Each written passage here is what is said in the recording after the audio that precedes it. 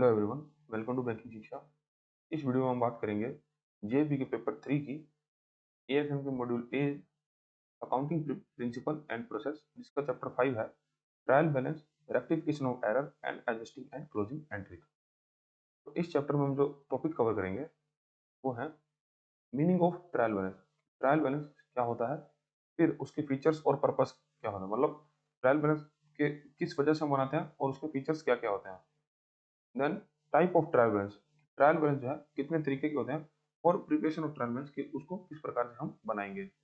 Then disagreement of trial balance, मतलब trial balance के total के अंदर किस किन किन वजहों से जो उनका टोटल का डिफरेंस आता है क्रेडिट और डेबिट का, उनकी वजह क्या होती है। देन क्लासिफिकेशन ऑफ एरर, अब क्योंकि ट्रायल बैलेंस के टोटल में डिफरेंस आया तो उसमें क्या एरर है उनको क्लासीफाई किस प्रकार करते हैं। देन लोकेशन ऑफ एरर, जो एरर है वो कौन कौन सी लोकेशंस पर हमको ट्रैक कर सकते हैं। देन रेक्टिफिकेशन ऑफ एरर, और उन एरर्स को हम किस प्रकार से सही कर सकते हैं, रेक्टिफाई कर सकते हैं। देन हम बात करेंगे सस्पेंस अकाउंट एंड रेक्टिफिकेशन, और सस्पेंस अकाउंट का क्या योगदान होता है जब हम ट्रायल बैलेंस के एरर को रेक्टिफाई करते हैं। Then rectification of error when books are close, और जब नेक्स्ट फाइनेंशियल ईयर आ जाता है, मतलब हमें लास्ट फाइनेंशियल ईयर की बुक जो है क्लोज कर दी, उसके बाद हमको प्रीवियस ईयर का कोई एरर मिलता है, तब उसको हम कैसे रेक्टिफाई करते हैं। और लास्ट में जो टॉपिक है adjusting and closing entries, adjusting entries और क्लोजिंग एंट्रीज क्या होती हैं और किस प्रकार से हमारी बुक्स में की जाती है। ठीक है, तो ये सब टॉपिक जो है हम इस चैप्टर में कवर करेंगे। तो सबसे पहले हम बात करते हैं ट्रायल बैलेंस क्या होता है। देखो, पीछे के चैप्टर्स में हमने ये बात करी थी कि सबसे पहले जो हम बिजनेस करते हैं तो उसमें हम डेली बेसिस पर हमारी जर्नल एंट्री मेंटेन करते हैं। जर्नल एंट्री करने के बाद उनकी पोस्टिंग करते हैं हम रिस्पेक्टिव लेजर में। ठीक है, अब जब हमको फाइनल अकाउंट्स बनाने होते हैं ना, जब हमको फाइनल अकाउंट्स बनाने होता है, फाइनल स्टेटमेंट बनानी होती है, तब हमको ये लेजर का बैलेंस, क्योंकि हमको फाइनल फाइनल स्टेटमेंट के अंदर प्रॉफिट एंड लॉस अकाउंट और बैलेंस शीट बनाना है, तब हम ये लेजर के बैलेंस की एक समरी तैयार करते हैं कि कौन सा अकाउंट में कितना पैसा क्रेडिट है और कौन सा पैसा डेबिट है, और इस समरी को ही हम ट्रायल बैलेंस बोलते हैं। Trial balance is a statement that lists all the ledger accounts balance on a specific date. It has two columns, one has debit balance and one has credit balance. तो किसी एक specific dates में जब हम laser के balance का एक summary report तैयार करते हैं, उसी को ही हम ट्रायल बैलेंस कहते हैं। In simple words, it is a summary of all ledger accounts prepared to check the mathematical accuracy of entries made in the books of accounts. If the total of the debit column equal to the total of credit column, it suggests that the accounts are arithmetically correct. तो मतलब जब हम हमारे business में total of credit और total of debit अर्थ arithmetically check करना चाहते हैं, मतलब इनका टोटल है वो एकदम एक्यूरेट है, तो उसके लिए भी हम ट्रायल बैलेंस का निर्माण करते हैं। ठीक है, तो ट्रायल बैलेंस क्या होता है, हम हमारे बिजनेस के अंदर हमारी बुक्स के अंदर जितने भी लेजर्स हैं उन सबको एक नोट करके रखना, एक उनकी एक स्टेटमेंट तैयार करना, जिसमें हम उनका सभी का क्रेडिट बैलेंस और डेबिट बैलेंस को नोट करेंगे और उनकी समरी जो तैयार करेंगे वही हम ट्रायल बैलेंस कहलाता है। अब है features of trial balance, features and purpose of trial balance. It is the list of the balance, तो ये सभी बैलेंस की लिस्ट है। It is simply list of all debits and credit balance taken from the ledger. ठीक है, तो सभी credit और डेबिट बैलेंस का जो लेजर लेजर के अंदर क्रेडिट और डेबिट बैलेंस को नोट करना ही ट्रायल बैलेंस का एक फीचर है, मतलब list of the balance. Includes cash और बैंक बैलेंस, तो ट्रायल बैलेंस के अंदर हम कैश और बैंक के बैलेंस को नोट करते हैं। ठीक है, फिर ट्रायल बैलेंस का पर्पज है चेक अर्थमेटिकली एक्यूरेसी, कि हमारे क्रेडिट और डेबिट का टोटल जो है वो अर्थमेटिकली करेक्ट है या नहीं, तो ये हम इसे चेक करते हैं। देन प्रिपेयर्ड पीरियोडिकली, हम इसको समय समय पर बनाते रहते हैं। It is usually prepared at the end of the financial year, but it can be made any time, monthly, quarterly, etcetera, to check the account. अब यूजुअली तो क्या है, क्योंकि हम फाइनेंशियल स्टेटमेंट फाइनेंशियल ईयर के एंड में बनाते हैं, लेकिन अगर हम चाहें तो इसको ट्रायल बैलेंस को कभी भी बना सकते हैं, जब हमको हमारा बिजनेस के अंदर बुक की एक्यूरेसी देखनी हो तो हम इसको कभी भी बना सकते हैं। अब आपसे एग्जाम में ये पूछा जा सकता है कि ट्रायल बैलेंस का निर्माण कब करते हैं, तब आपको ये बताना है कि जब अकाउंटेंट को अर्थमेटिकली एक्यूरेसी देखनी होती है सभी लेजर्स की, क्रेडिट और डेबिट की, तब वो ट्रायल बैलेंस का निर्माण कर सकता है। लेकिन तो वहाँ पे कंफ्यूज करने के लिए एक ऑप्शन ये भी रहता है कि आप क्या ट्रायल बैलेंस का निर्माण फाइनेंशियल ईयर के एंड में करते हो, तो वो आपको टिक नहीं करना है, वो गलत आंसर है। ठीक है, तो ये आपको याद रखना है, इंपॉर्टेंट क्वेश्चन है। Then provide a summary, it gives a business owner a quick look at the amount owned by customers receivers and amount owned by supplier payable। तो मतलब ये एक बिजनेसमैन को ट्रायल बैलेंस, क्योंकि सभी अकाउंट्स का credit और डेबिट का टोटल दे देता है, तब आपको बिजनेसमैन को ये पता चलता है कि वो कस्टमर से उसमें कितना पैसा लेना है, मतलब रिसीवर्स कितने हैं उसके, और कितना पैसा उसको देना है, कितने सप्लायर्स हैं उसको कितना पैसा पेबल है। Then helps in preparing final account, और ट्रायल बैलेंस है फाइनल अकाउंट्स बनाने में भी मदद करता है। The trial balance is the foundation of preparing the final accounts, trading account, profit and loss account and balance sheet. क्योंकि ट्रायल बैलेंस ये है जो हमको पूरे लेजर्स का क्रेडिट और डेबिट दे देता है, तब इस ये हमको बहुत ज्यादा मदद करता है हम फाइनल अकाउंट्स बनाने की। अब सोच के देखो कि अगर हमको फाइनल अकाउंट बनाने हैं, तो हम हमारे पास तो हजारों खाते हैं, तो हम सबके अकाउंट्स खोल खोल के बार बार क्रेडिट और डेबिट चेक नहीं करेंगे ना, तो हम इसको एक समरी फॉर्म में ट्रायल बैलेंस में लिख लेंगे। ठीक है, देन ये हमारे बात कर ली फीचर्स और पर्पस की, ट्रायल बैलेंस का फीचर्स क्या है और पर्पस क्या है। ये बैलेंस की लिस्ट तैयार करने में मदद करता है। देन इसके अंदर कैश और बैंक का बैलेंस डाला जाता है। अर्थमेटिकली एक्यूरेसी इसमें चेक कर सकते हैं। इसको जो बनाया जाता है वो पीरियडिकली बनाया जा सकता है। फिर ये समरी प्रोवाइड करता है सभी लेजर्स की, और हमको मदद करता है फाइनल अकाउंट्स बनाने की। देन थर्ड टॉपिक हमारा type of trial balance and preparation of trial balance. Trial balance के टाइप कितने प्रकार के होते हैं और इनको बनाते कैसे कैसे। तो मेनली ये जो है ट्रायल बैलेंस दो प्रकार के होते हैं, एक ग्रोस ट्रायल बैलेंस और एक होता है नेट ट्रायल बैलेंस। तो पहले बात करते हैं ग्रोस ट्रायल बैलेंस की। The type of list the total of the debit side and the total of the credit side each ledger account, it is commonly unused, it is not commonly used. ठीक है, ये क्या कहना चाह रहा है कि जब हमारे पास क्योंकि लेजर है, अब लेजर के अंदर सपोज करो कि राम का अकाउंट है, अब राम के अकाउंट ये डेबिट साइड है या क्रेडिट साइड है। अब राम का अकाउंट मान लो 500 रुपए से डेबिट है और 300 रुपए से क्रेडिट है। तो ये कह रहा है कि आप जब आप ग्रोस ट्रायल बैलेंस बनाओगे, तब आप उसके डेबिट साइड में राम के 500 लिख दो और क्रेडिट साइड में 200 लिख देना, मतलब दोनों अमाउंट जो है वो उसमें आनी चाहिए। तो ये है ग्रोस ट्रायल बैलेंस। इसका एग्जांपल हम नीचे देखेंगे। और नेट ट्रायल बैलेंस क्या होता है, this is the most common method, it list only the final closing balance of each ledger account, either a debit balance और the credit balance. Net trial balance में ये कहना चाह रहा है, जैसे वही राम का अकाउंट है जिसमें डेबिट साइड और क्रेडिट साइड है। अब इसमें डेबिट मान लो 500 रुपये है और क्रेडिट जो है 300 रुपये है। तो ये कहना चाह रहा है कि अगर डेबिट 500 है और क्रेडिट 300 है, तो मतलब डेबिट 200 रुपये ज्यादा है। ठीक है, तब आप जब नेट ट्रायल बैलेंस बनाओगे ना, तब आप उसमें सिर्फ राम के अकाउंट का आगे डेबिट दिखोगे 200 रुपये। ठीक है, और ये सबसे ज्यादा यूज करने वाला कॉमन मेथड है। ठीक है, तो ट्रायल बैलेंस हमारे दो तरीके के होते हैं, एक होता है ग्रोस ट्रायल बैलेंस और एक होता है net trial balance. Gross trial balance के अंदर हम लेजर के अंदर क्रेडिट और डेबिट दोनों एंट्री एक साथ ट्रायल बैलेंस में करते हैं, और नेट ट्रायल बैलेंस के अंदर हम इन दोनों का जो डिफरेंस बैलेंस होता है उसी को ही हम ट्रायल बैलेंस के अंदर नोट करते हैं। ठीक है, जैसे राम के केस में डेबिट 500 है और क्रेडिट 300 है, तो हम डेबिट सिर्फ 200 रुपये एंट्री करेंगे। अब इसका एग्जांपल देख लेते हैं। Below the below are the debit and credit totals of various accounts of mister Bhagwan Das. तो भगवान दास के अकाउंट लेजर के अंदर ये सब बुक्स, भगवान दास की बुक्स के अंदर ये सब एंट्रीज हैं। जो gross trial balance as on 31 March 2022, 2022 की 31 मार्च का ये उसका ग्रॉस ट्रायल बैलेंस है। इसमें भगवान दास की कैपिटल अकाउंट का बैलेंस है डेबिट 10,000 और क्रेडिट 1,35,000। ड्रॉइंग्स मतलब उसमें पर्सनल यूज के लिए जो पैसा बिजनेस से निकाला 25,000। देन उनके पास जो क्लोजिंग स्टॉक है 15,000। परचेज 1,90,000 की उन्होंने परचेज खरीदी, और 4,000 रुपए की परचेज क्रेडिट है, मतलब 4,000 रुपए की परचेज जो है उन्होंने रिटर्न करी थी। देन परचेज रिटर्न अलग से अकाउंट जो है उसमें 18,000। सेल्स 6,000 रुपए की सेल्स जो हमारी वापस आई है, और 2,45,000 की सेल हमने पूरे साल में करी है। देन सेल रिटर्न 13,000, एक्सपेंसिव जो भी खर्चे हैं वो 12,000, कस्टमर का अकाउंट 3,05,000, देन 2.5 लाख उसके अंदर क्रेडिट है। तो ये दोनों हम इसमें एंट्री करते जा रहे हैं। कस्टमर अकाउंट डेबिट 2,50,000, 2,05,000, 3,05,000 से, और क्रेडिट है 2,50,000 से। देन सप्लायर का अकाउंट 2 लाख से डेबिट और 2,35,000 से क्रेडिट।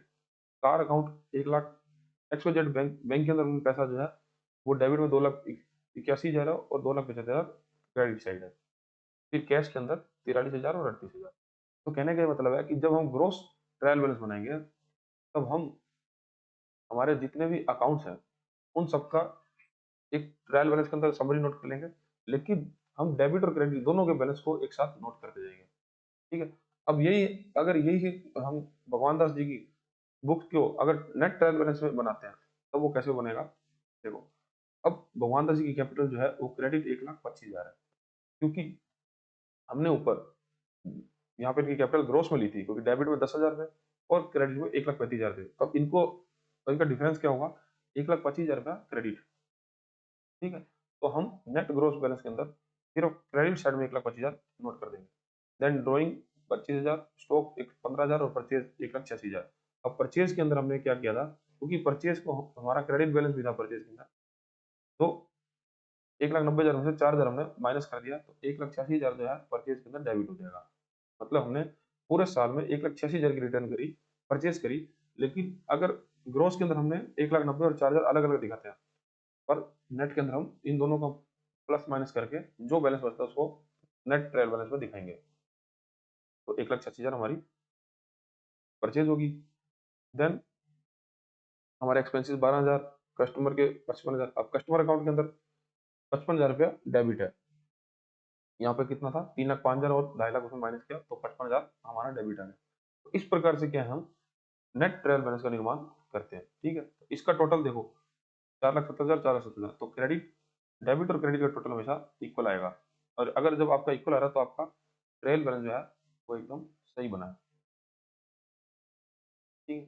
तो इसके अंदर भी ट्रायल बैलेंस का टोटल जो है इक्वल आएगा, लेकिन इसके अंदर क्योंकि ग्रोस अमाउंट लिया होना, तो इनका जो बैलेंस है वो ज्यादा बढ़ जाएगा। Assets and expenses always have debit balance, then liabilities, capital and income always has a credit balance. देखो, जब आप एसेट्स परचेज करते हो ना, तो वो हमेशा डेबिट बैलेंस में रहता है, क्योंकि एसेट जो है वो आपका रियल अकाउंट है, और रियल अकाउंट जब बढ़ती है तब हम उसको डेबिट करते हैं। ठीक है, ये रूल हमने पहले पढ़ा है। और लायबिलिटी, कैपिटल और इनकम, ये आपकी क्रेडिट बैलेंस होता है, क्योंकि लायबिलिटीज भी रियल अकाउंट है तो उसको हम क्रेडिट करते हैं। ये हम समझ गए। कैपिटल क्या है? कैपिटल जो है, जब ओनर पैसा लेके आता है बिजनेस में, तो वो बिजनेस की कैपिटल है, लेकिन वो ओनर का पैसा है, बिजनेस के लिए तो वो लायबिलिटी भी ना। ठीक है, तो वो हमेशा हमारी लायबिलिटीज के साथ ट्रीट करेंगे। और इनकम, क्योंकि इनकम हमारे बिजनेस के लिए रिवेन्यू है। ठीक है, तो उसको हम हमेशा क्रेडिट करते हैं। और जब यही इसका अपोजिट एक्सपेंसिस होता है तो उसको डेबिट करते हैं, जो कि हमारा नॉमिनल अकाउंट। ठीक है। तो ये चीज वैसे हम ऊपर पहले पहले के चैप्टर में कवर कर चुके हैं कि अकाउंट्स का क्लासिफिकेशन कैसे होता है, उसका एंट्री कैसे होती है, जनरल एंट्री। ठीक है। अब नेक्स्ट टॉपिक हमारा डिसएग्रीमेंट ऑफ ट्रायल बैलेंस। अब ट्रायल बैलेंस के अंदर कई बार ना उनका क्रेडिट और डेबिट मैच नहीं कर पाता। वो उसका क्या रीजन है? If the debit and credit columns of the trial balance do not match, it means there is at least one error in the accounting process. However, be careful, even if the trail balance matches, there can still be hidden error. अब कहना ये चाह रहा है कि बहुत बार तो क्या, ट्रेल बैलेंस का टोटल मैच नहीं करता, क्रेडिट और डेबिट मैच नहीं आता। ठीक है। तो ये तो हमको, हम इसमें देख सकते हैं कि इसमें मिनिमम कुछ ना कुछ तो एरर है, ये तो हमको पता चल जाता। लेकिन कई बार क्या होता है, क्रेडिट और डेबिट का टोटल मैच हो जाता है, लेकिन उसकी वजह, इसका कारण ये, इसका मतलब ये नहीं है कि उसमें कोई एरर नहीं है, एरर उसमें फिर भी हो सकता है। ठीक है। अब ये ऐसा क्यों, ये हम देखते हैं नेक्स्ट चैप्टर में, नेक्स्ट टॉपिक में, सॉरी। ठीक है। अब नेक्स्ट टॉपिक हमारा क्लासिफिकेशन ऑफ एरर। अब एरर जो है, एरर दो तरह से मेनली क्लासीफाई है। एक है एरर ऑफ प्रिंसिपल और एक है क्लरिकल एरर। ठीक है। तो आपसे एग्जाम में पूछ सकता है कि एरर कितने तरह के होते हैं, एरर ऑफ प्रिंसिपल्स और error of classical clerical error, sorry. तो ये जो टॉपिक है ये मोस्ट इंपॉर्टेंट टॉपिक है आपके इस चैप्टर का, इसमें से हमेशा 1 नंबर का क्वेश्चन पूछा जाता है। ठीक है, तो आपको ये ध्यान रखना है, एरर 2 तरीके के हैं, एरर ऑफ प्रिंसिपल और एरर ऑफ क्लरिकल एरर। अब एरर ऑफ प्रिंसिपल का तो ये मतलब है कि जब आप अकाउंटिंग कर रहे हो तो कुछ आप अकाउंटेंसी के प्रिंसिपल को ध्यान में ना रखते हुए आपने कोई एंट्री कर दी। जैसे हमने ऊपर बात करी कि रियल अकाउंट को हमेशा अगर वो बढ़ रहा है तो उसको डेबिट करेंगे। सपोज आपने मशीनरी खरीदी और मशीनरी अकाउंट को डेबिट की जगह आपने क्रेडिट कर दिया। ठीक है, तो ये एक तरह से एरर ऑफ प्रिंसिपल हुआ। और क्लरिकल एरर क्या है, 3 तरीके के हैं, error of omission, error of commission और कंपनसेटिंग एरर। तो सबसे पहले बात करते हैं error of omission. Error of omission होता है, ओमिशन का मतलब होता है कि कोई चूक करना या भूल जाना। मतलब आप बिजनेस के अंदर कोई ट्रांजेक्शन हुई और उस ट्रांजेक्शन को अपनी बुक्स में आप नोट करना ही भूल गए। ठीक है, आपने नोट ही नहीं करी। जैसे राम ने आपसे सामान खरीदा 500 का, तब आपने राम के अकाउंट में या राम के अकाउंट और सेल अकाउंट दोनों में ही एंट्री नहीं करी। तो ये जो एरर है ये हुआ एरर ऑफ ओमिशन। अब एरर ऑफ ओमिशन क्या, 2 तरीके से हो सकते हैं, एक होता है कंप्लीट ओमिशन, एक होता है पार्शियल ओमिशन। तो कंप्लीट ओमिशन क्या हुआ कि जैसे राम ने सामान आपसे खरीदा, तो आप क्या करोगे, Ram account debit to sale account. अब जब आपने राम के अकाउंट में भी एंट्री नहीं करी और अब सेल अकाउंट में भी एंट्री नहीं करी, तो ये हुआ कंप्लीट ओमिशन। ठीक है, और कंप्लीट ओमिशन होने से क्योंकि क्रेडिट और डेबिट दोनों ही नहीं हुआ, तब आपका जो ट्रेल बैलेंस है वो कभी भी इफेक्ट नहीं होता, no effect of trial balance, क्योंकि ना आपने क्रेडिट करी ना डेबिट करी। और एक होता है पार्शियल ओमिशन। पार्शियल ओमिशन का मतलब ये है कि या तो आपने राम अकाउंट में एंट्री कर दी या सेल अकाउंट में एंट्री कर दी, लेकिन दोनों में एंट्री करना भूल गए। तो क्योंकि आपने क्रेडिट कर दिया और डेबिट नहीं किया, या डेबिट कर दिया क्रेडिट नहीं किया, तो इसकी वजह से क्या है, ये आपका जो एरर है ये है पार्शियल ओमिशन। कि आपने भूल तो कर दी, कोई चूक कर दी, लेकिन वो पार्शियली आपने करी है, तो इससे क्या है आपका ट्रायल बैलेंस को इफेक्ट होता है। ठीक है, तो क्लरिकल एरर के अंदर एरर ऑफ ओमिशन होता है। एरर ऑफ ओमिशन 2 तरीके की है। सबसे पहले कि आप कोई एंट्री दोनों पक्ष में ही लिखना भूल गए, तो आपका कंप्लीट एरर हो गया। और अगर आपने एक पक्ष में एंट्री कर दी तो वो है पार्शियल एरर आपका। ठीक है, तो ये हो पहला क्लरिकल एरर हम समझ लिए। अब होता है error of commission. Error of commission का ये मतलब है कि जैसे राम ने आपसे राम ने आपसे सामान खरीदा था 500 रुपए का। ठीक है, अब आपने क्या किया, आपने 500 की जगह 5000 लिख दिया। ठीक है, 500 की जगह 5000 लिख दिया। और इससे क्या हुआ कि आप मतलब कि गलती से आपने गलत अमाउंट लिख दी। तो इस प्रकार के एरर को बोलते हैं error of commission. Error of commission, ये चीजें आपको याद रखनी है। एरर ऑफ कमीशन क्या है, कमीशन क्या है, क्योंकि आपको ना एक एरर का टाइप दिया जाता है। क्वेश्चन के अंदर क्या बोलेगा कि किसी व्यक्ति ने सामान बेचा 270 रुपए का। ठीक है, लेकिन उसकी एंट्री अपने बुक्स में 720 कर दी। तो बताओ ये किस प्रकार का एरर है। तब आपको ये बताना है कि ये एरर ऑफ कमीशन है। ठीक है, इस प्रकार के क्वेश्चन हर साल पूछे जाते हैं, तो आपको याद रखना। तो यहाँ पर हम जो बात करें कि राम ने सामान खरीदा था 500 रुपए का, लेकिन उसकी एंट्री कर दी 5000 रुपए की, क्योंकि हमने क्रेडिट और डेबिट में डिफरेंस कर दिया। क्योंकि अ, हमने क्या किया कि सामान बेचा 500 का, सेल अकाउंट में लिख दिया 500 और राम अकाउंट में डेबिट कर दिया 5000 से। या फिर हमने ये कर दिया कि गलती से अमाउंट जो है वो 270 की जगह 720 लिख दी। ठीक है, इस प्रकार की गलती कर दी, या 270 की जगह सिर्फ 27 लिख दिया। तो ये जो गलती है ये है एरर ऑफ कमीशन, और ये है ट्रायल बैलेंस को इफेक्ट करती है। नेक्स्ट हमारा है कंपनसेटिंग एरर। कंपनसेटिंग एरर क्या होता है, जैसे देखो आपने अपने बिजनेस के अंदर मशीन खरीदी 2 लाख रुपए की। ठीक है, अब आपने खरीदी थी मशीन, लेकिन आपने उसकी एंट्री क्या कर दी, आपने मशीन की जगह फर्नीचर की एंट्री कर दी कि आपने फर्नीचर खरीदा। अब क्योंकि आपने खरीदने के समय कैश दिया, तो आपको एंट्री करनी थी machine account debit to cash, तो मशीन आ रही है, मशीन हमारे रियल अकाउंट है। ठीक है, अब आपने कर दिया furniture account debit to cash. अब होगा क्या कि दोनों की एंट्री जब 2 लाख से होगी, ठीक है, 2 लाख से ही होगी, तो हमारा क्रेडिट और डेबिट जो है वो हमेशा बराबर हो जाएगा। तो ये जो है इस प्रकार के एरर जो है वो ट्रेल बैलेंस को इफेक्ट नहीं करते। अब आपको एरर तो पता रखनी है। एरर कितनी तरह के हैं, जो एरर तो हमारे मेनली 2 तरीके के हैं। एक तो है error of principle, then error of clerical error. ठीक है, ये हमको पता है।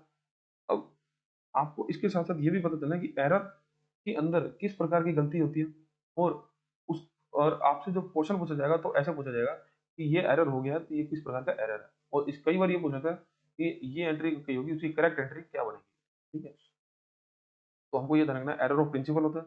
देन क्लरिकल एरर के अंदर तीन पार्ट है, error of commission, error of omission, error of commission और compensating error. Error of omission का मतलब कि आपने गलती से या तो भूल से कोई एंट्री लिखना ही भूल गए, या फिर उसको पार्शियली नोट किया। ठीक है, और अगर आपने कंप्लीट एंट्री अगर भूल गए तो उससे ट्रेल बैलेंस को कोई इफेक्ट नहीं पड़ेगा, लेकिन आपने पार्शियल नोट किया तो ट्रेल बैलेंस में इफेक्ट पड़ेगा। तो ये चीजें पूछी जाएंगी। Then error of commission, error of commission का ये मतलब है कि आपने गलती से अमाउंट गलत लिख दी है, ठीक है, या टोटली में गलती कर दी है, तो ये जो एरर है ये है error of commission. Then compensating error, कि आपने गलती से कोई अकाउंट जो है गलत क्रेडिट या डेबिट कर दिया, पर जिससे ट्रायल बैलेंस के टोटल पर या क्रेडिट डेबिट पे कोई भी प्रभाव नहीं पड़ेगा, तो इस प्रकार के जो एरर है एरर ऑफ कमीशन के अंदर आते हैं। अब हम इनके डेफिनेशंस देख लेते हैं। तो एरर ऑफ कमीशन क्या होता है? You bought goods on credit from mister A but forget to record the transaction anywhere. तो आपने किसी भी जगह पे ट्रांजेक्शन नहीं करी, since both the debit purchase account और credit A account are missed, the trail balance will still tally. क्योंकि जब हमने दोनों जगह ही एंट्री नहीं करी तो कंप्लीट ऑमिशन केस में ट्रेल बैलेंस जो हमेशा टैली हो जाएगा। लेकिन अब हम ऊपर यही बात कर रहे थे, ट्रेल बैलेंस टैली हो गया, जैसे यहाँ पे हमने बात करी थी हिडन एरर्स के लिए, तो ये हमारा हिडन एरर है, क्योंकि हमने ट्रेल बैलेंस टैली कर लिया तो हम ये सोचेंगे कि एकदम हमारा अकाउंट जो है सही बन गया, लेकिन इसके अंदर हिडन एरर अभी भी है। ठीक है, क्योंकि हमने दोनों तरफ ही भूल से एंट्री नहीं करी, जो हमने यहाँ पे बात करी थी। ठीक है, और पार्शियल कमीशन के अंदर कि आपने एक जगह एंट्री करी है और दूसरी जगह एंट्री नहीं करी। जैसे you recorded a purchase in the purchase journal but forget to post the mister A account. आप मिस्टर ए के अकाउंट को आप क्रेडिट करने ही भूल गए, तो here the only part of entry missing, so the trail balance is not tally. तो यहाँ पे ट्रेल बैलेंस है जो टैली नहीं होगा। Then error of commission, posting the correct amount in the wrong side debit instead of credit, posting the wrong amount और making the mistake in totalling the books. तो आपने करेक्ट अमाउंट को मतलब credit की जगह आपने डेबिट में लिख दिया, या फिर आपने गलत अमाउंट से पोस्टिंग कर दी, मतलब 700 270 लिखना था 720 लिख दिया, और आपने या तो टोटल करने में गलती कर दी, क्योंकि आपने ट्रायल बैलेंस का टोटल लगाने में गलती कर दी, तो या किसी लेजर के क्लोजिंग बैलेंस निकालने में गलती कर दी, मतलब कोई भी टोटलिंग की गलती, अर्थमेटिकली जो भी गलती करी, तो इस प्रकार जो एरर है एरर ऑफ कमीशन का मतलब, या तो हमने रॉन्ग साइड में लिख दिया, क्रेडिट की जगह डेबिट या डेबिट की जगह क्रेडिट लिख दिया, या रॉन्ग अमाउंट से लिख दिया, या फिर आपने टोटल में गलती कर दी। तो इस प्रकार के जो एरर है ये एरर ऑफ कमीशन के अंदर आएंगे। Then compensating error, these are the coincidence where two mistakes cancel each other out. तो मतलब ये कोइंसिडेंस है कि आपने एक मिस्टेक करी, मतलब दो मिस्टेक करी, और वो एक दूसरे के क्रेडिट और डेबिट के होने वाले प्रभाव को खत्म कर देती हैं। ठीक है, example, you under total rent account by 1000 and over total the printing account by 1000। क्योंकि रेंट अकाउंट और प्रिंटिंग अकाउंट आपके लिए दोनों ही एक्सपेंसिव है। अब आपने रेंट अकाउंट को 1000 ज्यादा दिखा दिया और प्रिंटिंग अकाउंट को 1000 कम दिखा दिया, तो ओवरऑल जो आपका एक्सपेंडिचर है वो तो सेम रहेगा, लेकिन डिफरेंस आएगा रेंट और प्रिंटिंग अकाउंट के अंदर, लेकिन आपका ट्रेल बैलेंस का अकाउंट बैलेंस जो है वो तो मैच कर जाएगा। ठीक है, तो ये हमारे यहाँ कंपनसेटिंग एरर। देन दूसरा एरर है एरर ऑफ प्रिंसिपल। ये ऊपर जो हमने तीन एरर की बात करी ये तो क्लरिकल एरर है, अब आता है error of principle. This happen when you break a core accounting rule. तो मतलब आपने जब कोर अकाउंटिंग रूल को ये अनफॉलो कर दिया, फॉलो नहीं रखा, तो वो आपका प्रिंसिपल एरर है। जैसे you paid wages for installing a new machine, this cost should be added to the machine cost, instead you debited the wages account when expenditure, both are debit accounts, so the trail balance will tally but the statement is fundamentally wrong। अब क्या हुआ, आपने अपने business के अंदर एक machine खरीदी, और मशीन की इंस्टॉलेशन पर कुछ खर्चा किया, क्योंकि इंस्टॉलेशन का खर्चा जो है वो भी कैपिटल एक्सपेंडिचर में आता है। कैपिटल एक्सपेंडिचर ये होता है जब आप फिक्स कोई एसेट्स बना रहे हो, जब आपने फिक्स एसेट बना रहे हो जिसका फायदा आपको 1 साल से ज़्यादा समय के लिए मिलेगा, मतलब एक फाइनेंशियल ईयर से ज़्यादा समय के लिए आप उसका लाभ उठाओगे। जैसे मशीन जो है, तो आदमी 1 साल के लिए तो नहीं खरीदता, मशीन लंबे समय के लिए था, तो मशीन तो हमारा कैपिटल एक्सपेंडिचर है ही, लेकिन स्टील मशीन को ट्रांसफर करने का, इंस्टॉलेशन कराने का, तो ये जो खर्चा है, तो ये भी मशीन की कॉस्ट के अंदर ऐड किया जाता है। ठीक है, मशीन की कॉस्ट के अंदर ऐड किया जाता है, तब इसको भी कैपिटल एक्सपेंडिचर का दर्जा दिया जाता है। लेकिन हमने क्या किया, मशीन की कॉस्ट के अंदर जो ये इंस्टॉलेशन का खर्चा है, इसको रूटीन खर्चा मानते हुए रेवेन्यू एक्सपेंडिचर दिखा दिया। अब इससे होगा क्या कि आपने अकाउंटिंग का प्रिंसिपल अनफॉलो नहीं किया, क्योंकि रेवेन्यू एक्सपेंडिचर दिखाने से आपका उस करंट मंथ का, करंट ईयर का प्रॉफिट एंड लॉस कम हो जाएगा। ठीक है, अब फंडामेंटली तो क्या हुआ कि आपने ट्रायल बैलेंस तो मैच कर दिया, ट्रेल बैलेंस का बैलेंस तो मैच कर दिया, लेकिन आपने प्रिंसिपल जो है अकाउंटिंग का वो फॉलो नहीं किया। ठीक है, तो ये है हमारा प्रिंसिपल का एरर, तो ये हमारा एरर है प्रिंसिपल का। अब ये हमारे एरर हमने कंप्लीट कर लिए। अब नेक्स्ट टॉपिक है लोकेशन ऑफ एरर। जब हमने हमको एरर पता चल गया कि हमारे ट्रेल बैलेंस के अंदर एरर है, क्योंकि उसका टोटल जो है वो मैच नहीं कर रहा। ठीक है, तब हम उस एरर की लोकेशन किस प्रकार से देख सकते हैं कि कहाँ पर हमने गलती करी। उसके लिए हमको ये स्टेप बाय स्टेप काम करना होगा। सबसे पहले रीचेक द टोटल्स। तो हमने जितने भी लेजर्स का टोटल लगाया, हमने कितने भी लेजर्स का टोटल लगाया, और उसके बाद हमने जो ट्रेल बैलेंस के अंदर क्रेडिट या डेबिट साइड जो लिखा है, क्रेडिट या डेबिट साइड जो लिखा है, तो इनका जो टोटल, इस सभी आइटम का जो टोटल है, ये हमको एक बार रीचेक करना है कि ये सही है या गलत है। देन वेरीफाई बैलेंस, और हमको वेरीफाई करना है कि हमने जो कैश और बैंक बैलेंस जो हमने उठाया है, मतलब जो हमने लेजर से निकाल कर ट्रेल बैलेंस में लिखा है, तो क्या वो सही है या गलत है। और फिर भी हमको अगर कोई गलती दिख रही है, तो हमको क्या एनालाइज करना है। जैसे हमारा जो डिफरेंस है, मानो कि वो 1600 रुपये का है, हमारा जो ट्रेल बैलेंस में क्रेडिट और डेबिट का जो डिफरेंस है वो 1600 का है, तब हमको ये देखना कि क्या कुछ 1600 की एंट्री हमने स्किप कर दिया। ठीक है, और अगर हमको ऐसा कुछ नहीं मिल रहा, तो हमको ये देखना है कि कुछ 800 रुपये की, उसको डिवाइड कर देना है 2 से, तो हमको ये देखना है कि 800 रुपये की कोई एंट्री है जो कि हम स्किप कर दिया है। जैसे कोई 800 की एंट्री है जो आपको क्रेडिट में डाली थी, लेकिन हमने डेबिट में डाल दी। ठीक है, तो इसका जो प्रभाव है वो भी डबल पड़ेगा ना, तो वो भी 1600 का पड़ेगा, क्योंकि जो एंट्री 800 क्रेडिट करनी थी वो 800 डेबिट कर दी, तो डिफरेंस तो 1600 का आएगा। तो इस प्रकार की कोई गलती देखनी है कि हमने ये इस ऐसी गलती तो नहीं कर दी। या फिर हम ये देख सकते हैं कि 1600 का डबल 3200, अब 3200 का कुछ डिफरेंस तो नहीं कर दिया हमने, जिसकी वजह से प्रभाव पड़ रहा है ट्रेल बैलेंस में। तो इस प्रकार से क्या हमको एरर को ट्रैक करना है जब हमारा ट्रेल बैलेंस जो है वो मैच नहीं करेगा। ठीक है, तो यहाँ पर फिर हमको एरर लोकेशन पता चलेगी कि एरर कौन सी जगह हुआ है। तो सबसे पहले हमको पूरे सभी लेजर्स का टोटल लगाना है, टोटल चेक करना है कि लेजर का क्लोजिंग बैलेंस जो हमने निकाला है, क्या वो सही है या गलत है। देन हमको ट्रायल बैलेंस का टोटल चेक करना है, क्रेडिट और डेबिट का।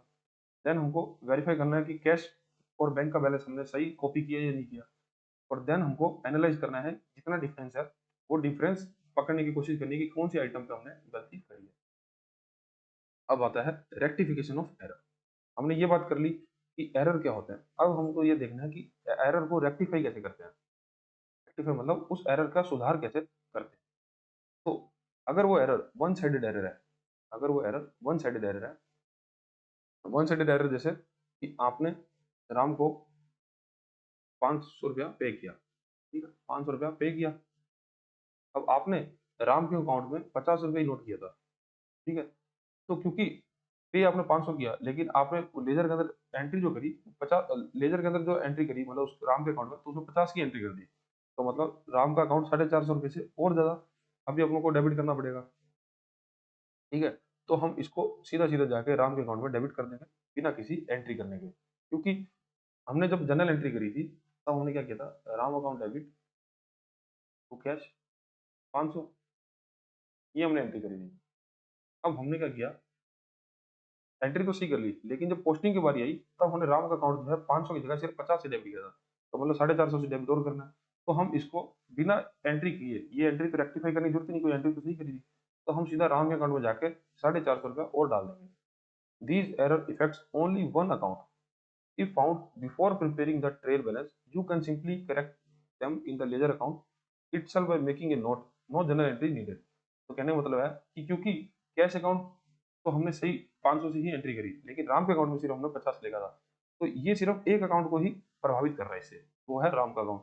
तो हम इसके लिए कोई जनरल एंट्री नहीं करेंगे, सीधा राम के अकाउंट में जाकर 450 रुपये और डेबिट कर देंगे।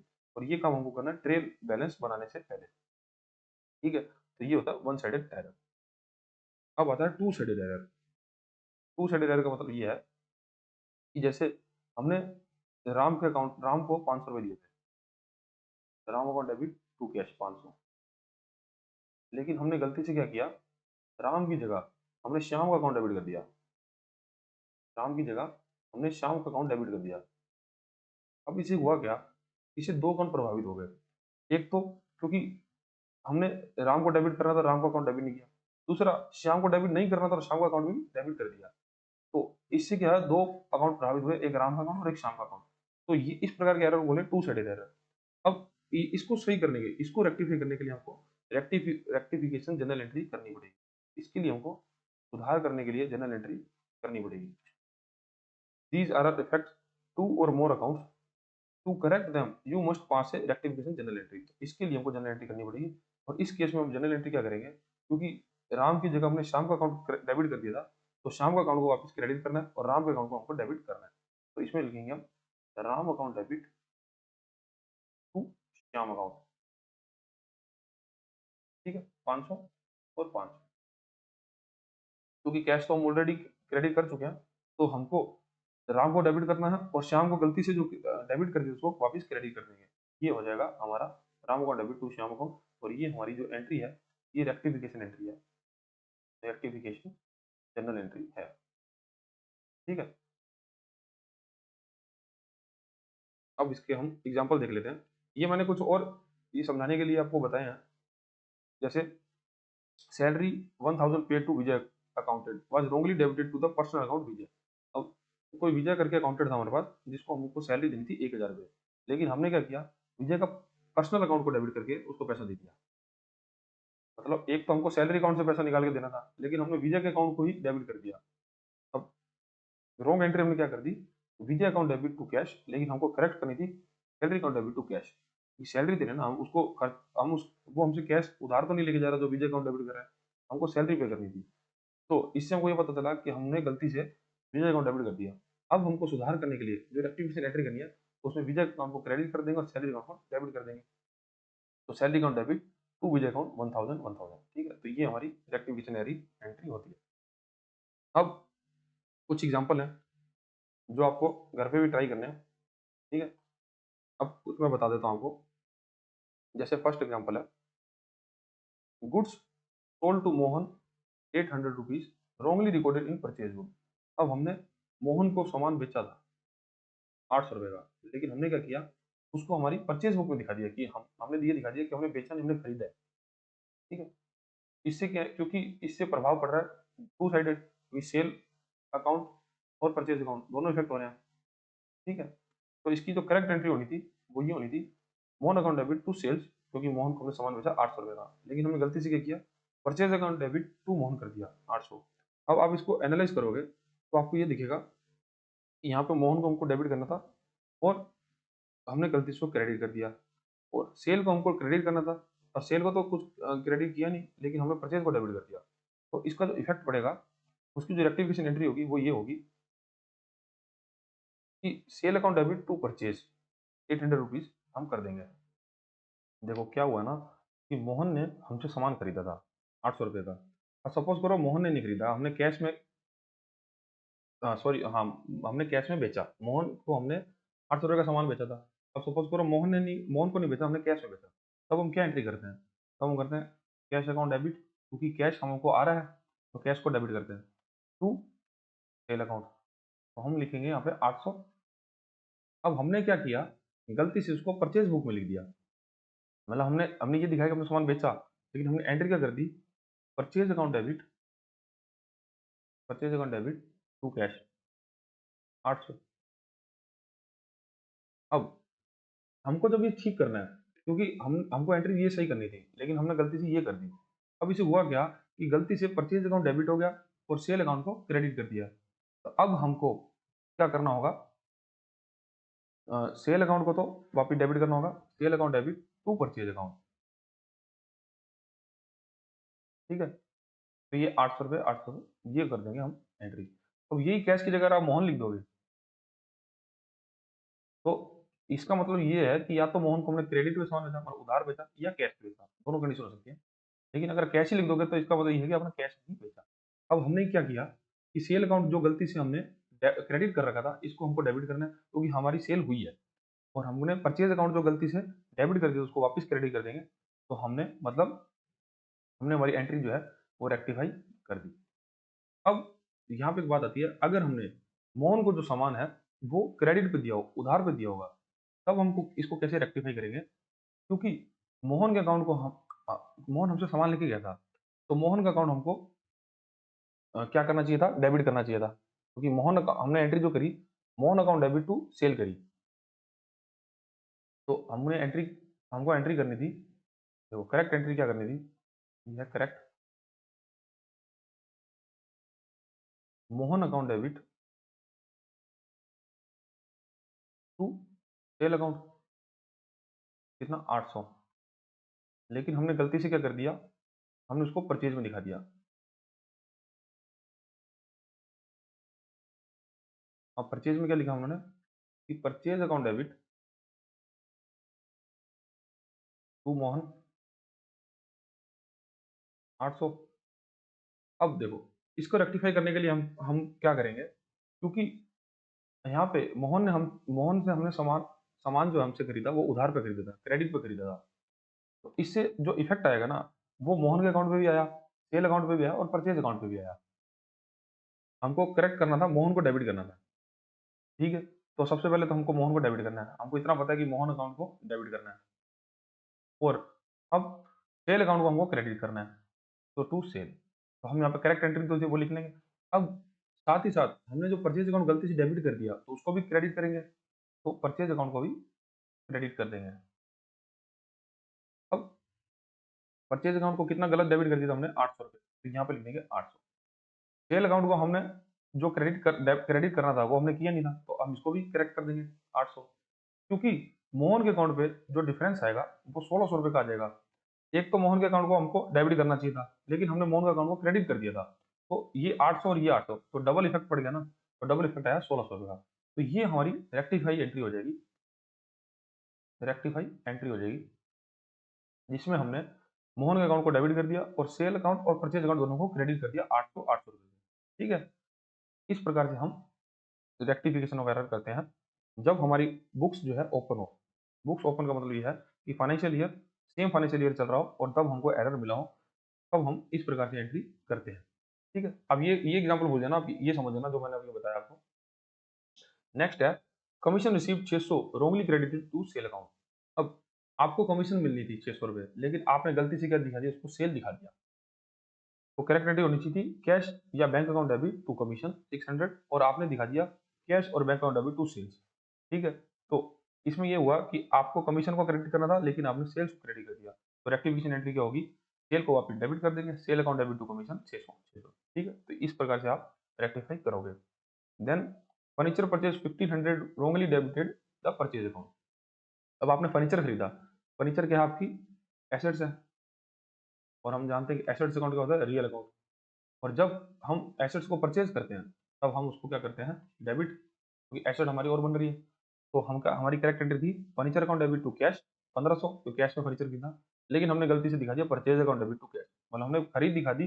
परचेज का मतलब है कि हम जो बिजनेस कर रहे हैं उस बिजनेस के गुड्स हमने परचेज किया, लेकिन हमने बिजनेस में क्या खरीदा, फर्नीचर।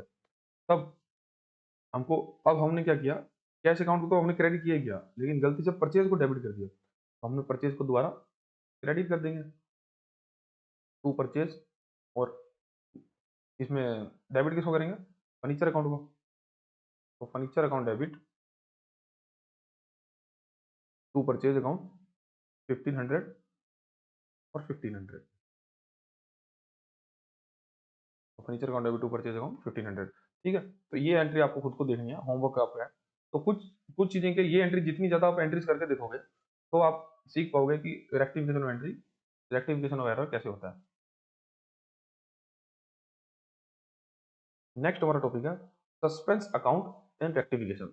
अब सस्पेंस अकाउंट क्या होता है, देखो अब हम ना फाइनेंशियल ईयर के एंड में है, और फाइनेंशियल ईयर के एंड में हमको फाइनल स्टेटमेंट्स बनानी है। अब हुआ क्या कि जब हमने हमारे ट्रायल बैलेंस का टोटल लगाया ना, ट्रायल बैलेंस का टोटल लगाया क्रेडिट और डेबिट साइड का, डेबिट और क्रेडिट साइड का, तब ये टोटल मैच नहीं किया। ठीक है, टोटल मैच नहीं किया, तब हम ये समझ गए कि हमारा है एरर है। अब जो हमने ऊपर बात करी कि हम स्टेप बाय स्टेप एरर को ढूंढने लगे कि हमने सभी लेजर्स के टोटल चेक कर लिए, ट्रेल बैलेंस का टोटल चेक कर लिया, ठीक है, कैश और बैंक का बैलेंस चेक कर लिया, या कोई हमने कुछ सर्टेन अमाउंट का डिफरेंस है वो भी चेक कर ली, लेकिन फिर भी हमको ना इस एरर पता नहीं चला कि एरर किस वजह से आ रहा है, मतलब हमारा ट्रेल बैलेंस अकाउंट का बैलेंस है वो क्यों नहीं मैच कर रहा है, ये हमको पता नहीं चल रहा। अब ऐसा तो है नहीं कि हम हमारे ट्रेल बैलेंस को बैलेंस मैच नहीं कर रहा और हम डिले करते रहें और जब तक मैच नहीं करेगा तब तक हम फाइनेंशियल स्टेटमेंट नहीं बनाए। ऐसा नहीं कर सकते क्योंकि हम सब 31 मार्च पे हमको बुक्स जो है क्लोज करनी है। ठीक है, तब हम क्या करते हैं, तब हम यूज करते हैं सस्पेंस अकाउंट। सस्पेंस अकाउंट यहाँ पे ये काम करता है, जो भी हमारा एरर आ रहा है, जितनी अमाउंट का हमारा एरर आ रहा है, चाहे वो क्रेडिट साइड ज्यादा है या डेबिट साइड ज्यादा है, अब हम उस एरर को नहीं ढूंढ पा रहे, तब हम क्या करेंगे, इस डिफरेंस बैलेंस को हम सस्पेंस अकाउंट से एडजस्ट कर लेंगे। जैसे कि अगर हमारा बैलेंस क्रेडिट में ज्यादा है, तब हम उसको इक्वल करने के लिए सस्पेंस अकाउंट को डेबिट कर देंगे, और अगर डेबिट में ज्यादा है तो सस्पेंस अकाउंट को क्रेडिट कर देंगे। ठीक है, तो यहाँ पे यूज आता है सस्पेंस अकाउंट। और जब हम नेक्स्ट फाइनेंशियल ईयर में जाएंगे या फ्यूचर में हमको कभी भी उस एरर का बारे में पता चलता है, तब हम उस सस्पेंस अकाउंट को दोबारा से रिवर्स एंट्री कर देंगे। ठीक है, रिवर्स एंट्री करके हम उस सस्पेंस अकाउंट को वापस से जीरो कर देंगे और हम अपना बुक्स में जो एरर है उसकी सुधार कर लेंगे। देखो, if you can't find the error immediately but need to prepare the final account, you can put the difference from the trail balance into the temporary account called suspense account. तो आप फिर उस डिफरेंस को, जो trial balance में difference आ रहा है, उसको एक टेम्परेरी अकाउंट में शिफ्ट कर सकते हो और वो है suspense account. If debit side is short, debit suspense account with the difference. और if credit side is short, the credit suspense account with the difference. मतलब अगर क्रेडिट क्रेडिट साइड शॉर्ट पड़ रही है, मतलब सॉरी डेबिट साइड शॉर्ट पड़ रही है, क्रेडिट का बैलेंस ज्यादा है, तब आप उसको डेबिट कर दोगे, और जब डेबिट क्रेडिट साइड शॉर्ट पड़ रही है तब उसको क्रेडिट कर दोगे। Later, when you find the one-sided error, you can use the suspense account to complete the double entry for rectification. Once all error are found and corrected, suspense account balance become zero. जब आप जैसे जैसे error को ढूंढते जाओगे, क्योंकि multiple error भी हो सकते हैं, और आप सस्पेंस से क्रेडिट या डेबिट करते जा रहे हो, और जब आपको सभी एरर मिल गए और आपने अपनी बुक्स को करेक्ट कर लिया, तब ऑटोमेटिकली सस्पेंस का जो बैलेंस है वो जीरो हो जाएगा। अब इसका एग्जांपल देखते हैं। A sale of 260 rupees to other traders was wrongly credited to their account instead of being debited. अब हमने उदय ट्रेडर्स को 260 रुपए की सेल करी थी। अब अगर हमने सेल करी तो उदय ट्रेडर्स का अकाउंट जो है वो डेबिट होना चाहिए था, लेकिन हमने उसको गलती से क्रेडिट कर दिया था। Uday's account should have been debited. अब होगा क्या कि अब हमको बनाने हैं ईयर एंड के टर्म में फाइनेंशियल फाइनल स्टेटमेंट्स। ठीक है, लेकिन जब हम ट्रेल बैलेंस बनाया तब हमको एरर का पता नहीं चला कि हमने क्या गलती करी। ठीक है, तब हम क्या करेंगे, Uday account should be debited 260 instead to be credited. अब हमको 260 रुपए उदय के अकाउंट में डेबिट करने थे, लेकिन हमने क्रेडिट कर दिए। अब हम एंट्री क्या करेंगे, to fix this we must debit the 520 260 to the cancel और wrong entry and 260 to the correct debit. तो जब हम बना रहे थे हमारा ट्रायल बैलेंस, ठीक है, अब हमने क्या किया, डेबिट और क्रेडिट लिखते गए, और हमारा क्या हुआ, यहाँ पर मान लो 1520 टोटल आया और यहाँ पे टोटल आया 1000। अब इसका डिफरेंस कितना आ रहा था, 520। ठीक है, अब हमने ऊपर बात करी, जब हमारा ट्रेल बैलेंस का डेबिट शॉर्ट होगा, ठीक है, तब हम यहाँ पे लिख देंगे सस्पेंस अकाउंट, और सस्पेंस अकाउंट से हम 520 रुपये ले लेंगे। ठीक है, और जब हमको फ्यूचर के अंदर ये 520 का डिफरेंस पता चलेगा, तब हम सस्पेंस अकाउंट को एडजस्ट कर देंगे। ये तो हमको पढ़ लिया। अब ये इस एग्जाम्पल की बात करें तो उदय का अकाउंट को हमको डेबिट करना था, और जो कि हमने क्रेडिट कर दिया था, तो 260 और 260 520 का टोटल डिफरेंस आ रहा था। तो हम फिर रेक्टिफिकेशन के लिए एंट्री क्या कर देंगे, क्योंकि हमने सस्पेंस अकाउंट को पहले यहाँ पे डेबिट कर दिया था, हमने जब ट्रेल बैलेंस को एडजस्ट करना था तब हमने क्या किया था, सस्पेंस अकाउंट से हमने पैसा लिया था, क्योंकि सस्पेंस अकाउंट को डेबिट किया था 520 रुपये से। ठीक है, इससे हमने ट्रेल बैलेंस का टोटल मिला दिया था। अब जब क्योंकि हमने डेबिट किया था तो हम रेक्टिफिकेशन के अंदर हमको थोड़े समय बाद पता चला कि उदय के अकाउंट के अंदर दिक्कत थी, जिसकी वजह से हमने ये 520 का डिफरेंस हमको मिला था। तब हम दोबारा से क्या करेंगे, उदय का अकाउंट को डेबिट कर देंगे, क्योंकि 500 260 से तो हमको डेबिट करना ही था और 260 हमने गलती से उसको क्रेडिट कर दिया था। तो टोटल हम 520 से उसको डेबिट कर देंगे और फिर सस्पेंस अकाउंट को क्रेडिट कर देंगे 520 रुपए। ठीक है, इस प्रकार से क्या है, सस्पेंस अकाउंट का यूज लेते हैं हम जब हमको एरर मिलता है। ठीक है, ये कुछ एग्जांपल्स हैं, ये जो आपको खुद को ही करने हैं। जैसे एक एक मैं आपको बता देता हूँ।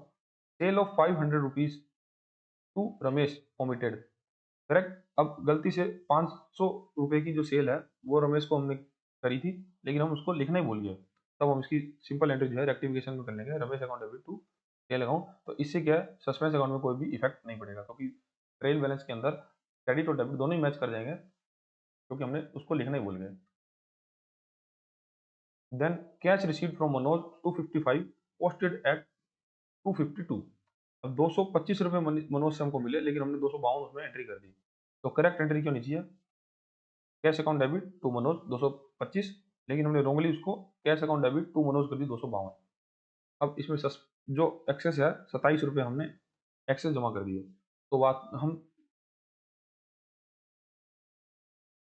हाँ तो 27 रुपए हम सस्पेंस अकाउंट से क्योंकि हमने लिए होंगे, तो suspense account debit to Manoj 27 रुपए हम उसको रेक्टिफाई करके सस्पेंस अकाउंट से ले लेंगे। ठीक है तो इस प्रकार से हम सस्पेंस अकाउंट को यूज करते हैं। और ये जो एंट्रीज मैं आपको बता रहा हूँ, इस एंट्री की प्रैक्टिस आपको करनी है, तभी आप ये कंसेप्ट को क्लियर कर पाओगे। और सबसे बड़ी बात कि आपको ये ध्यान रखना है कि सस्पेंस अकाउंट होता क्या है। बहुत बार ये पूछा गया सस्पेंस अकाउंट किसे कहा जाता है। नेक्स्ट टॉपिक है rectification of error when books are close.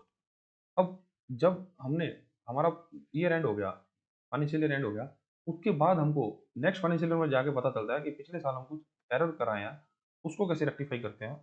तो जैसे ना हमारे फाइनेंशियल ईयर बंद होता है, फाइनेंशियल ईयर खत्म होता है, तब हम नेक्स्ट फाइनेंशियल ईयर में जाएंगे। तो नेक्स्ट फाइनेंशियल ईयर में क्या है, जो हमारे जो एक्सपेंसेस के अकाउंट होते हैं या हमारे इनकम के जो अकाउंट होते हैं, इन दोनों को जैसे हम नॉमिनल अकाउंट्स बोलते हैं। ठीक है, तो नॉमिनल अकाउंट्स का बैलेंस जो है वो हमेशा जीरो हम कर देते हैं। जैसे हमने सैलरी पे करी पूरे साल, ठीक है, या रेंट पे किया, लेकिन फाइनेंशियल ईयर के एंड में हम जब नेक्स्ट फाइनेंशियल ईयर में बैठेंगे तब हम दोबारा से अकाउंट को जीरो बैलेंस पे शुरू करेंगे। ठीक है, अब क्योंकि जब हम इन अकाउंट्स को जीरो कर देते हैं तो हम इनको रीओपन नहीं कर सकते, रीओपन नहीं कर सकते, क्योंकि सपोज करो कि 2022-23 चल रहा है, ठीक है, ये फाइनेंशियल ईयर खत्म हुआ। अब 2023-24 में जाकर हमको पता ये चलता है कि हमने गलती से सैलरी अकाउंट के अंदर जो पैसा दिया था वो हमने नोट ही नहीं किया, मतलब सैलरी के अंदर जो हमने पे की वो हमने नोट नहीं करी। तो हम दोबारा से 22-23 की बुक्स रीओपन करके उसमें एडजस्टमेंट नहीं कर सकते। क्यों, क्योंकि हमने क्या प्रॉफिट एंड लॉस को डिक्लेयर कर चुके हैं, 22-23 के प्रॉफिट एंड लॉस को डिक्लेयर कर चुके हैं। हम दोबारा से उसको वापस रीओपन नहीं कर सकते, क्योंकि हम इसमें टैक्स भी भर चुके हैं, सब कुछ काम कर चुके हैं। तब कंसेप्ट आता है profit and loss adjustment account का। तब हम क्या करेंगे, 2023-24 की बुक्स के अंदर profit and loss adjustment accounts बनाएंगे। ठीक है, अब इसके अंदर हम क्या एंट्रीज करते हैं, क्योंकि लास्ट ईयर में जो जो गलती हम करके आए हैं उसको एडजस्ट करते रहेंगे प्रॉफिट एंड लॉस अकाउंट से, profit and loss adjustment account से। और लास्ट में फिर क्या होगा, जैसे जैसे profit and loss adjustment account का बैलेंस जो भी आएगा उसको हम एडजस्ट कर देंगे हमारे कैपिटल अकाउंट से। कैपिटल अकाउंट मतलब पूंजी अकाउंट। अब क्योंकि बिजनेस के अंदर हमने अगर प्रॉफिट कमाया या लॉस कमाया तो वो हमारी कैपिटल में ऐड या लेस हो जाएगा। ठीक है, अब क्योंकि जो profit profit and loss adjustment account है ये प्रीवियस ईयर की से डील कर रहा है, प्रीवियस ईयर के एरर के लिए डील कर रहा है। अब हम करंट ईयर का जो प्रॉफिट एंड लॉस है हम उसके साथ इसको एडजस्ट कर नहीं सकते, इसीलिए हम इसको एडजस्ट करते हैं हमारे कैपिटल अकाउंट से, क्योंकि कैपिटल अकाउंट के अंदर हमारे प्रीवियस ईयर का प्रॉफिट एंड लॉस एडेड है, तो डायरेक्ट इंपैक्ट पड़ेगा इसका कैपिटल अकाउंट पे। The final balance of the profit and loss adjustment account is transfer to directly to the capital account. ठीक है, अब हम ये देखते हैं कि एरर क्या हो सकता है और उस एरर का सुधार, अगर जब हम ट्रेल बैलेंस बना चुके हैं और हम फाइनल बुक्स बनाने वाले हैं तब क्या होगा, और हम फाइनल बुक बना चुके हैं उसके बाद नेक्स्ट ईयर पे क्या प्रभाव पड़ता है सेम एरर का ही। जैसे 260 rupees paid for a new office furniture was wrongly debited to office expenses account. अब हमने 260 रुपए का फर्नीचर खरीदा था, लेकिन फर्नीचर अकाउंट की डेबिट करने की जगह हमने ऑफिस अकाउंट को डेबिट कर दिया था। तो हमको क्या करना चाहिए था, office furniture account debit to office expenses account. तो ये हम करेक्ट एंट्री करेंगे जब हमको, क्योंकि गलती से हमने ऑफिस एक्सपेंस अकाउंट को डेबिट किया था तो इसको वापस से क्रेडिट कर देंगे। लेकिन जब हम फाइनल बुक्स बना चुके हैं तब हमको, क्योंकि डेबिट तो ऑफिस फर्नीचर अकाउंट ही करना है, लेकिन हम इसमें टू साइड लिख देंगे, टू P&L एडजस्टमेंट अकाउंट। तो जो पैसा हमको एडजस्ट करना चाहिए था ऑफिस एक्सपेंसेस के लिए, और नेक्स्ट फाइनेंशियल ईयर में हम टू P&L एडजस्टमेंट में कर देंगे की एंट्री। तो office account debit to P&L adjustment account 260, और ये P&L एडजस्टमेंट का क्रेडिट बैलेंस जो है वो हमारे इस साल की कैपिटल के साथ ऐड हो जाएगा, जिससे हमारा जो प्रॉफिट है वो हो जाएगा। ठीक, इस प्रकार से क्या हम, अगर बुक्स हमारी क्लोज हो जाती है उसके बाद हम P&L एडजस्टमेंट का यूज करते हैं। अब आपको इतना ध्यान रखना है, एग्जाम में ये पूछ जाता है कि आफ्टर बुक क्लोजिंग तो हम कैसे डील करते हैं एरर के साथ। तो आपको ये बताना है कि हम P&L एडजस्टमेंट अकाउंट बनाते हैं, ये आपका आंसर होगा उसमें। दूसरी एंट्री देखते हैं, purchase of stationery 150 was not posted one sided error. अब आपने कोई 150 रुपए की स्टेशनरी खरीदी लेकिन आपने उसको पोस्ट ही नहीं किया बुक्स के अंदर। अब आप उसको एंट्री कर लोगे, stationery account debit 250 150 to suspense account 150, क्योंकि हमने ट्रेल बैलेंस बनाते समय 150 रुपए की गलती ढूंढी थी। अब उसको उस समय हमने सस्पेंस अकाउंट से बैलेंस ले लिया था। अब हम सस्पेंस अकाउंट को वापस डेबिट करके क्रेडिट करके स्टेशनरी को डेबिट कर देंगे। तो ये तो हम तब करेंगे जब हमारी बुक्स ओपन है और हम ट्रेल बैलेंस बना रहे हैं, लेकिन क्योंकि ट्रेल बैलेंस का हमारा टोटल जो है वो मैच नहीं करता 150 से, तो हमने ये एंट्री कर दी। लेकिन जब हमारी बुक्स क्लोज हो चुकी हैं तब हम क्या करेंगे, हम लेंगे पैसा जो है P&L एडजस्टमेंट अकाउंट में डेबिट कर देंगे 150 से, क्योंकि P&L adjustment account previous year की ट्रांजैक्शन के लिए काम आता है। तो प्रीवियस ईयर में जो 150 का हमारा एक्सपेंसेस था, तो हम उसको 150 को हम डेबिट कर देंगे और टू सस्पेंस अकाउंट को क्रेडिट कर देंगे। ठीक है, अब ये देखो, क्योंकि सस्पेंस अकाउंट का जो बैलेंस है वो नेक्स्ट मंथ भी कैरी फॉरवर्ड होगा, जब तक हमको उसका सस्पेंस अकाउंट का एक्चुअल एरर नहीं पता चलता तो वो तो कैरी फॉरवर्ड होता रहेगा। तो सस्पेंस अकाउंट हमारा नेक्स्ट फाइनेंशियल में क्रेडिट में था, तब उसको हम सॉरी डेबिट में था, तब हम उसको क्रेडिट कर देंगे 150 से। अब आपको मोटा मोटा ये ध्यान रखना है कि अगर आपकी बुक्स क्लोज है, तब अगर आपकी इनकम हो रही है तब आपको P&L को क्रेडिट करना है, P&L एडजस्टमेंट को, और अगर एक्सपेंसिस हो रहा है तो उसको डेबिट करना है। और फिर इसका P&L एडजस्टमेंट का बैलेंस जो है वो हम कैपिटल अकाउंट के साथ एडजस्ट कर देंगे फाइनली। ठीक है, नेक्स्ट और लास्ट टॉपिक हमारा एडजस्टिंग एंड क्लोजिंग एंट्रीज। अब एडजस्टिंग एंट्रीज क्या होती हैं? एडजस्टिंग एंट्रीज बोलते हैं हमारे बिजनेस के अंदर हम उस साल का फाइनेंशियल ईयर का एक करेक्ट इमेज लेने के लिए, मतलब कि हमारा उस फाइनेंशियल ईयर में कितना प्रॉफिट या लॉस हुआ वो देखने के लिए हम एडजस्टिंग एंट्री पास करते हैं। और ये एडजस्टिंग एंट्री जो है फाइनेंशियल ईयर के खत्म होने के समय करी जाती हैं। ठीक है, इतनी बात हम समझ गए। अब ये होती क्या है, देखो, अब कुछ ऐसे खर्चे और कुछ ऐसी इनकम होती हैं जो होती तो हमारे फाइनेंशियल ईयर की हैं, लेकिन वो हमको फ्यूचर में प्राप्त होती हैं। जैसे सपोज करो कि हमारे पास बहुत सारे इम्प्लॉयज हैं। ठीक है, इम्प्लॉयज हैं जिनको हम सैलरी जो है वो हर महीने की 1 तारीख को पे करते हैं, हर महीने की 1 तारीख को पे करते हैं। अब जो इम्प्लॉयज ने हमारे पास मार्च के अंदर काम किया हुआ, क्योंकि मार्च जो है हमारे फाइनेंशियल ईयर का लास्ट महीना है, तो हम इनकी सैलरी तो है जो 1 अप्रैल को पे करेंगे। ठीक है, तो इनकी सैलरी जो है एक 1 अप्रैल को पे करेंगे। तो हमने तो ये पढ़ा था कि हम जब पे करें तब हमारी बुक्स के अंदर उसकी एंट्री करेंगे। ठीक है, तो कहने का मतलब है कि पूरे फाइनेंशियल ईयर में जब हमने मार्च महीने की सैलरी पे की तो उसको तो हम नोट ही नहीं कर पाएंगे इस हिसाब से। तो यहाँ पे आता है एडजस्टमेंट एंट्री का कंसेप्ट, क्योंकि वो जो सैलरी है वो हमको मार्च मंथ के लिए ही ड्यू थी, क्योंकि मार्च महीने में काम किया। तो जब हम उसको मार्च महीने की सैलरी को ही दिखाएंगे, ठीक है, हमारा प्रॉफिट एंड लॉस एक सही बैलेंस में आएगा। क्योंकि अगर हम सैलरी पे नहीं दिखाएंगे तो हमारा प्रॉफिट जो है वो ऑटोमेटिकली बढ़ जाएगा, और ये तो गलत है, क्योंकि हमने लास्ट फाइनेंशियल ईयर में कितना पैसा कमाया है सारे खर्चे निकालने के बाद। तो वो तो हम तभी निकाल पाएंगे ना जब हम इनकी जो सैलरी है उनको एडजस्ट कर लेंगे हम लास्ट फाइनेंशियल ईयर के अंदर ही। तो इसको बोलते हैं हम आउटस्टैंडिंग एक्सपेंसेस। ठीक है, these are entry passed at the end of the accounting year to account for things like outstanding expenses, expenses incurred but not yet paid. मतलब एक्सपेंसेस हमारे बन गए हैं मार्च के अंदर, हमको पैसा देना था लेकिन हमने अब तक पे नहीं किया। तो इस प्रकार के आउटस्टैंडिंग एक्सपेंसेस को हम एडजस्टमेंट एंट्रीज के जरिए दिखाएंगे। दूसरी बात, कुछ ऐसी इनकम्स भी होती हैं जो हमने कमा ली हैं लेकिन हमको पैसा उसका मिला नहीं है। कुछ ऐसी इनकम जो हमने अभी कमा ली है लेकिन उसका पैसा हमको अभी तक नहीं मिला है। वो कैसे? जैसे हम सामान बेच रहे हैं, हम बिजनेस कर रहे हैं, बिजनेस के अंदर हम गुड्स को सेल कर रहे हैं, ठीक है। अब किसी व्यक्ति को हमने गुड्स सेल कर दिया है 3 मार्च को, ठीक है, और हमने 1 मंथ का उससे प्रॉमिस किया हुआ है कि 1 मंथ के बाद हमको पैसा आप दोगे, ठीक है। अब वो व्यक्ति हमको पैसा देगा 3 अप्रैल को, 3 अप्रैल को पैसा देगा, लेकिन ये क्योंकि हम उसको बिल्स वगैरह सब दे चुके हैं और सामान की सप्लाई भी उसको कर चुके हैं, तो हमारी जो इनकम जो है वो लास्ट फाइनेंशियल ईयर की होगी ना ये, क्योंकि वो मार्च महीने की इनकम होगी, ठीक है। तो फिर हम जो इस प्रकार की जो इनकम है तो उसको हम मार्च के अंदर ही नोट करेंगे, जिससे हम एग्जैक्ट प्रॉफिट निकाल पाएंगे। दूसरी बात, अगर हम कहीं जॉब कर रहे हैं, ठीक है, या कोई सर्विस बिजनेस है हमारा, कुछ कमीशन पे हम काम करते हैं, ठीक है, तो क्योंकि कमीशन जो है, अब हमारे को कमीशन की पेमेंट मान लो 2 अप्रैल को होती है, लेकिन हमने वो कमीशन मिली थी कब, किस मंथ की है, मार्च की, तब हम हमारी बुक्स के अंदर उसको मार्च के अंदर ही दिखाएंगे, ना कि अप्रैल में, क्योंकि हमने जो इनकम कमाई है वो मार्च में ही कमाई है, और हमारा फिर फाइनेंशियल ईयर का प्रॉफिट जो सही देखना चाहते हैं तो वो हमको एडजस्टिंग एंट्री करके उसको मार्च में ही दिखाना होगा। तो ये होती है हमारी adjusting entries. Accrued income, income earned but not yet received. These ensure the financial statements show the true and fair view.